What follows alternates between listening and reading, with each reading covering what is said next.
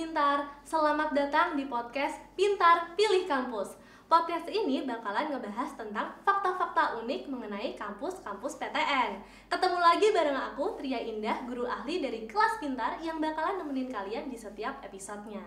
Nah, kalau di episode kemarin ya, episode pertama kita ngobrol bareng sama Kak Kintara Haifa, seorang mahasiswi FISIP Unpad. Nah, di episode kali ini kita bakalan ngobrol sama mahasiswa Fakultas Hukum dari Universitas Indonesia. Yang seperti kita tahu, Fakultas Hukum itu adalah salah satu fakultas yang peminatnya lumayan banyak nih ya. Nah, kita bakalan ngobrol bareng sama Kak Sadam Permana tentang Fakultas Hukum Universitas Indonesia yang kata orang-orang ini adalah masuknya susah dan keluarnya susah. Nah, kira-kira bener nggak sih ini ya? Oke, langsung aja. Please welcome Kak Sadam Permana. Halo Kak. Oke, halo. Thank you for having me. Ya, silakan duduk. Oke. Boleh Sadam perkenalan ke sahabat kelas Pintar? Oke. Halo sahabat kelas Pintar, perkenalkan aku Sadam Permana, mahasiswa di Fakultas Hukum Universitas Indonesia, dan saat ini aku sedang di semester 8, jadi lagi nyusun skripsi nih Kak. Pejuang skripsi, Pejuang ya? skripsi. Pejuang tanda tangan dosen. Skripsi, oke. Oke, kalau masuk kampus ini kan ada berbagai jalur nih ya, ada yang undangan, terus tertulis, terus ada mandiri gitu. Nah, kalau Sadam sendiri masuk FHU ini nih lewat jalur apa? Aku tuh tahun 2019 masuknya SBMPTN. Oh, I see. Jadi tertulis. Tertulis ya. Tertulis yang susah itu kan ya SBMPTN. Nah, ini emang pilihan utama kah si FHU ini? Nah, kebetulan pilihan FHU itu adalah pilihan kedua aku Kak. Pilihan pertama aku adalah di jurusan Ilmu Komunikasi di FISIP UI juga. Oh, tetap di UI juga ya? Iya. Emang dari dulu kepengenan banget masuk UI? Pejuang jakun. Pejuang dari SMA. jakun. Oke. Berarti emang ya ditetapkan dari awal tuh pengen masuk UI, tapi ya tertariknya di FISIP UI dan pilihan keduanya FHUI. I see. Oke, Sadam sendiri kan tadi masuk FHUI itu jalur SBMPTN, di mana SBMPTN itu ya ketat pasti ya persaingannya, butuh perjuangan banget. Boleh dong diceritain Sadam perjuangan Sadam masuk FHUI itu gimana? Boleh. Jadi aku lulus tahun 2018. Iya. SNMPTN jalur undangan nggak lolos, SBMPTN jalur tes nggak lolos. Belum rezeki ya? Iya. Dapat kesempatan buat gap year akhirnya di tahun kedua. Aku belajar secara intensif buat di persiapan tes tertulisnya. Kemudian di saat itu aku tuh nonton salah satu drama Korea yang lagi hype banget di zamannya, itu namanya Sky Castle. Oke. Jadi itu adalah drama yang mempotret gimana sih siswa Korea itu belajar dengan sangat keras untuk masuk ke PTN terbaik di Korea. Ada sisi positif negatifnya, tapi aku ambil positifnya. Iya. Yang membuat aku tuh jadi memaksimalkan waktu belajar setiap harinya. Jadi aku selama aku gap year aku belajar berjam-jam untuk persiapan di tes tertulisnya di UTBK. Akhirnya aku ikut UTBK, SBMPTN, dan rezeki di Fakultas Hukum UI. Oke. Kalau di tahun Sadam sendiri itu UTBK ya namanya atau UTBK. gimana? Oh, UTBK. Tes tertulisnya UTBK. Jalurnya SBMPTN. Benar. Oh, gitu. Nah, berangkat dari drama Korea, terus bisa tahu cara belajarnya kayak gimana dan ngebagi waktu buat belajar per harinya. Kalau boleh tahu tuh per hari Sadam dulu waktu gap year itu menghabiskan berapa jam? Kalau aku dulu tuh minimal tuh 9 jam. Wow. Terus ada beberapa hari aku bisa 10 jam, bisa 13 jam, bisa 14 jam gitu. Tapi minimal banget itu pasti 9 jam harus fokus buat belajar gitu per harinya. Dan itu bisa kamu maintain setiap harinya selama 1 tahun? Iya. Wow. Sebenarnya nggak setahun sih Kak. Jadi mungkin aku bener-bener start fokusnya itu dari bulan Januari di tahun 2019. Dan UTBK-nya di UTBK-nya di bulan April atau Mei gitu. Jadi antara April dan Mei. Butuh berbulan-bulan nge-maintain itu dan ngebentuk kebiasaan itu pasti susah kan ya. Oke, dan di 9 jam sampai 10 jam atau lebih itu per harinya Sadam ini belajarnya cuma satu mata pelajaran kah atau satu paket? Kayak gimana sih lebih detailnya? Oke, jadi aku tuh ada rutinitas sendiri Kak. Oke. Kalau di awal itu step pertama aku pembahasan materi. Jadi semua materi pelajaran di UTBK, pelajaran mata pelajarannya itu aku bahas materinya. Kayak per bab gitu. Kemudian masuk ke bahas soal. Bahas soalnya itu aku bisa bahas kayak soal-soal dari tahun-tahun sebelumnya.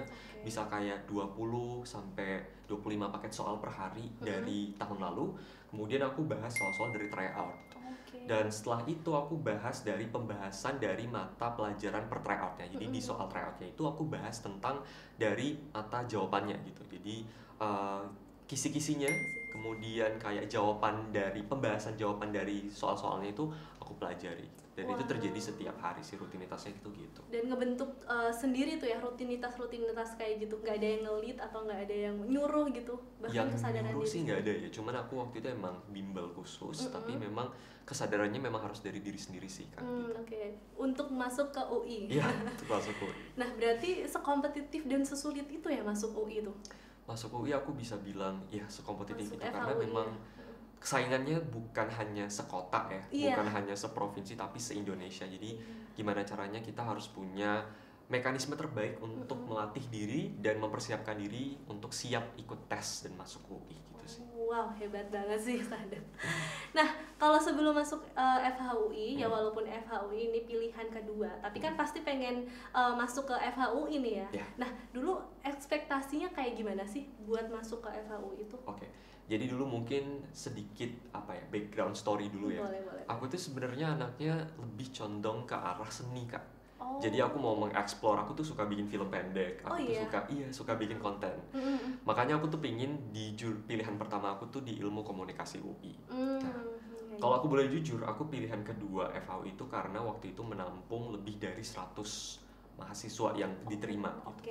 Makanya aku pilih di pilihan kedua. Tapi ekspektasi aku waktu itu tinggi banget. Aku ngerasa dulu kalau aku bisa menjadi bagian dari FHUI, aku tuh bisa belajar tentang bagaimana sih hukum di Indonesia ini berjalan, mulai dari sejarahnya, mulai dari sistem hukum yang ada tuh seperti apa sih. Aku ingin belajar tentang bagaimana law in the book and law in action itu benar-benar bisa dipelajari secara mendalam dan dipelajarinya itu langsung dari praktisi, langsung dari profesor guru besar yang bisa aku bilang itu panutan dan seseorang yang memang menjadi salah satu pionir dan pencipta hukum di Indonesia itu sendiri. Jadi ekspektasi aku emang setinggi itu sih. Dan juga mungkin dengan teman-teman kali ya, karena aku tahu juga FHUI itu adalah fakultas hukum yang aku bisa bilang terbaik di Indonesia juga. Pastinya aku harus sadar bahwa persaingan dari teman-temannya itu kan sangat ketat. Jadi ekspektasi aku di awal adalah teman-temannya pintar-pintar semua, high achiever, dan itu sih ekspektasi aku gitu. Oke. Berarti dari sisi dosen, terus juga dari lingkungan pertemanan, itu yang Sadam sendiri ekspektasinya tuh tinggi gitu ya di Fakultas Hukum Universitas Indonesia. Nah, setelah masuk UI nih ya, udah jadi mahasiswa UI. Nah, ekspektasinya itu sesuai sama realita nggak sih? Sesuai banget. Jadi mungkin aku bisa bagi jadi dua. Yang pertama itu adalah tentang, dulu tuh aku merasa aku akan belajar banyak tentang bagaimana hukum di Indonesia, dan itu benar banget. Aku bisa belajar mulai dari sejarah, sistem hukum, dan bagaimana sebenarnya hukum itu dibuat, mulai dari prosesnya itu seperti apa sih sampai untuk menjadi undang-undang, sampai undang-undangnya diimplementasikan. Dan setelah diimplementasikannya pun masalahnya apa, dan kalau ada masalah apa yang bisa kita lakukan. Jadi itu lengkap banget karena aku langsung diajarkan oleh profesor, oleh guru besar, oleh praktisi yang memang mengerti di bidangnya. Jadi itu aku dapat banget, gitu. Benar. Jadi sesuai banget gitu. Yang kedua teman. Yang tadi aku bilang kan pertemanannya akan sangat teman-temannya high achiever, teman-temannya itu pintar, teman-temannya itu kompetitif. Tapi itu benar, tapi in a good way. Jadi membuat aku itu menjadi orang yang jauh lebih baik lagi karena lingkungannya itu sangat mendukung aku untuk bisa membuat aku tuh menjadi lebih baik. Nge-push kamu ke hal yang lebih baik mungkin ya. Bener banget. Ngebentuk kamu kayak sekarang ini jadinya. Oke. Nah, kalau Sadam sendiri ya tadi, selain non-akademis, Sadam sendiri tuh ikut aktivitas-aktivitas itu nggak sih di kampus? Aku ikut organisasi, dan organisasi yang aku ikuti itu adalah organisasi debat hukum. Jadi organisasi yang memang mempersiapkan mahasiswa di Fakultas Hukum UI yang memang mau mengikuti perlombaan debat hukum. Aku aktif di situ. Tapi kemudian dari situ aku belajar, aku bikin organisasi sendiri kebetulan Kak. Jadi aku menjadi salah satu co-founder dari organisasi debat hukum nasional se-Indonesia. Aku bersama teman-teman aku, kita membuat organisasi itu dan mengumpulkan berbagai macam universitas, kayak ada UGM, ada Unpad, dan berbagai macam universitas lainnya. Kemudian aku juga bikin organisasi sendiri juga untuk teman-teman yang ada di daerah Kepulauan Riau waktu itu yang mau masuk PTN. Aku bikin organisasi untuk mempersiapkan mereka supaya bisa masuk ke perguruan tinggi terbaik. Oke, berarti dari ikut organisasi dalam kampus ya, tadi ya debat hukum, hukum menginspirasi kamu bikin 2 organisasi sekaligus yang di luar UI. Benar. Nah, tadi sempat mention ya kalau bikin di Kepulauan Riau. Nah, kenapa harus di Kepulauan Riau nih? Karena aku memang asalnya dari Kepulauan Riau. Dan aku ngerasa saat itu tidak ada akses yang benar-benar baik untuk aku bisa mendapatkan source of information yang baik tentang gimana cara masuk PTN, atau source of motivation bahkan tentang karena anak daerah kayaknya aku nggak bisa deh masuk ke UI atau masuk ke perguruan tinggi negeri lainnya gitu. Dan karena aku udah masuk ke UI, aku ngerasa aku punya responsibility untuk aku balik lagi nih ke tempat tinggal aku, dan aku bikin sesuatu yang bisa membuat tidak hanya aku tapi juga adik-adik kelas aku tuh bisa punya experience yang sama untuk masuk ke UI gitu. Jadi itu sih alasan terbesar aku untuk bikin organisasi itu. Berarti berangkat dari keresahan kamu dulu waktu gap year dari daerah, terus akhirnya menginspirasi kamu, ya udah deh bantu sama adik-adik tingkat yang ada di Kepulauan Riau dan bisa membentuk organisasi yang bermanfaat banget nih buat buat teman-teman yang ada di Kepulauan Riau sendiri. Tapi benar nggak sih FHUI itu masuk susah keluar susah? Gimana menurut? Kalau menurut aku sih ada benernya, tapi tergantung individu kan. Gimana tuh tergantung individunya? Kalau masuk aku bisa bilang susah, karena tadi aku udah bilang ya kalau persaingan itu ketat banget, kompetitif juga. Benar, kompetitif juga. Kalau yang keluar, nah ini tuh balik lagi ke individu masing-masing. Kan kalau keluar berarti kita bahasnya skripsiannya kan. Iya, skripsi. Dan sekarang emang lagi skripsi ya. Iya, sekarang aku lagi skripsian, jadi semoga berhasil. Iya. Jadi balik lagi ke individunya masing-masing sih, ingin benar-benar menyelesaikan skripsinya secara tuntas atau tidak gitu sebenarnya. Karena kan kalau misalnya lulusnya lama, menundanya lama, berarti kan di bagian skripsinya menundakan. Dan itu sebenarnya tergantung apakah memang karena ada masalah di penulisan skripsinya, atau memang niatannya tidak sebesar itu untuk mengerjakan skripsi, atau mungkin memang topiknya itu sendiri susah. Jadi ada banyak faktor gitu, tapi tergantung ke individu sendiri gitu sih. Iya sih, sebenarnya juga pengalaman aku ya, skripsian dulu yang udah zaman dulu, itu musuh skripsi itu diri sendiri sih. Malesnya, ngelawan nulisnya, ya at least sehari bisa megang laptop atau berapa kalimat aja ditulis, itu sebenarnya merupakan progres ya, dan salah satu effort buat pengen keluar dari kampus. Dan sebenarnya juga kalau keluar susah itu nggak cuma dari UI doang ya, hampir seluruh universitas semuanya juga kayak gitu sih. Semuanya juga kayak gitu, tergantung lagi ya, balik ke individu pengen lulus atau enggak kayak gitu. Semoga lulus. Iya, benar. Nah, aku mau intermezzo dikit nih ya. Kemarin tuh aku kan baca-baca gitu ya tentang Universitas Indonesia.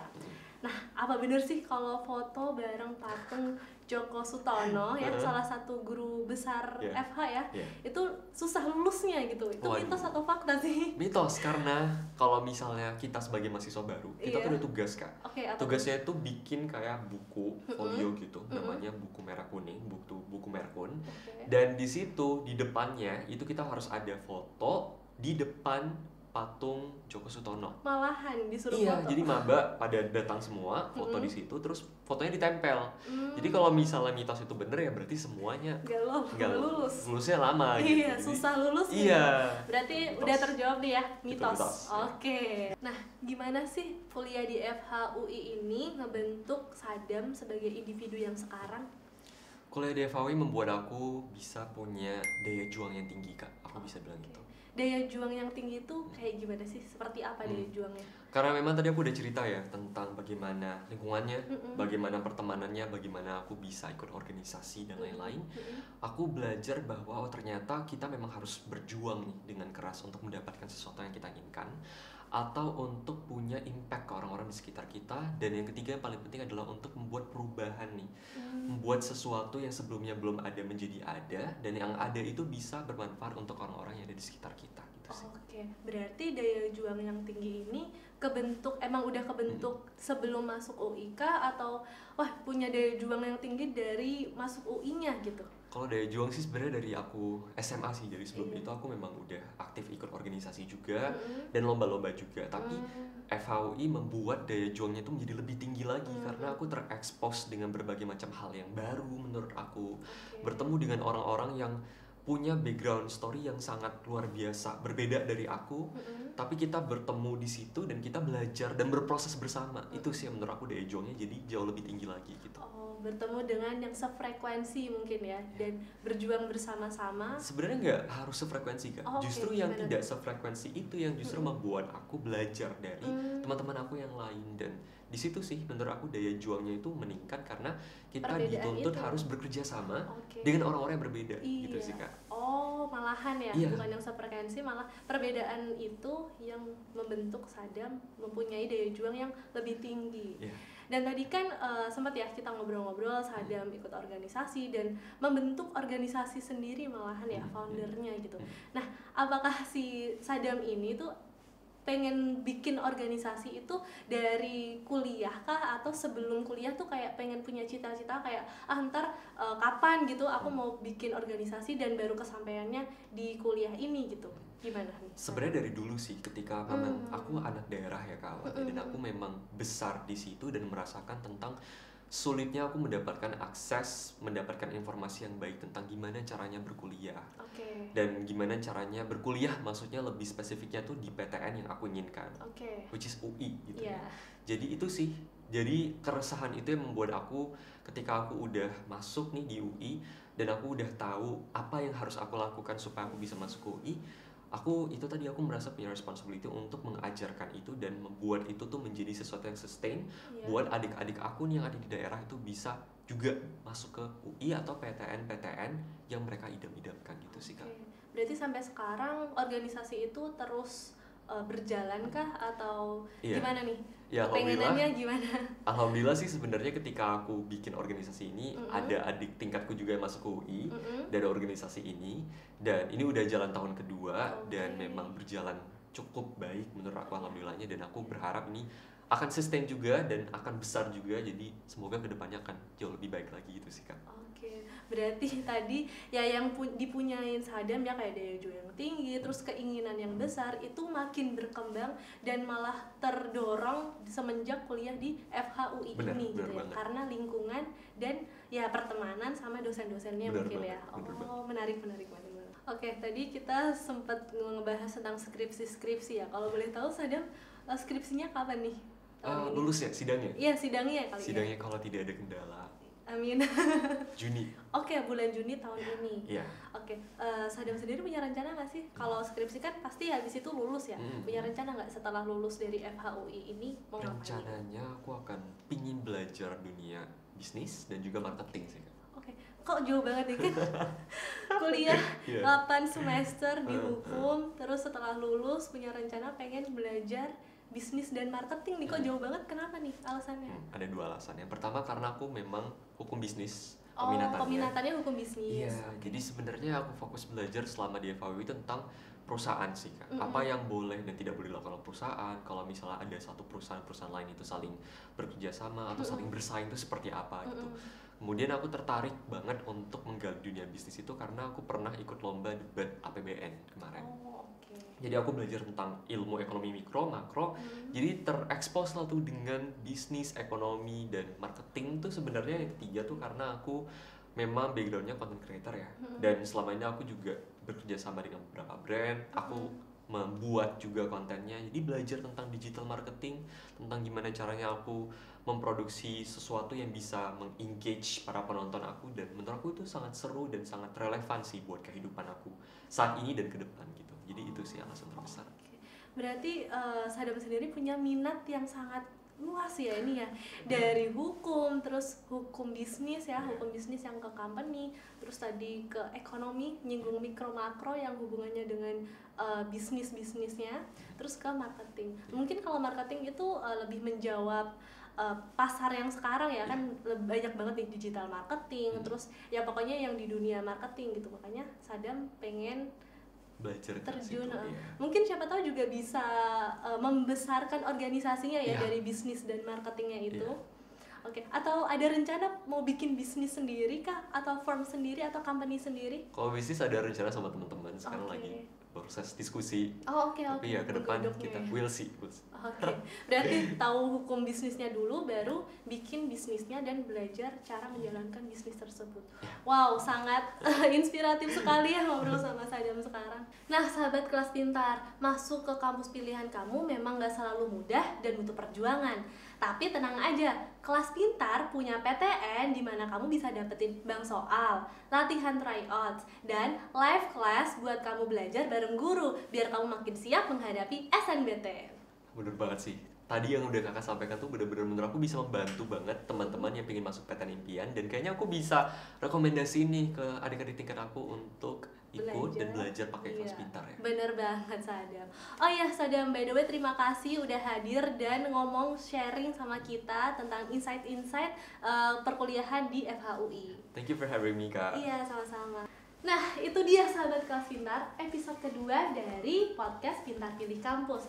Makasih yang udah nonton dari awal sampai akhir. Semoga podcast ini memberikan manfaat buat kalian ya. Jangan lupa like dan subscribe YouTube channel Kelas Pintar, karena bakalan ada episode lainnya yang gak kalah seru. Sampai jumpa di episode selanjutnya. Dadah!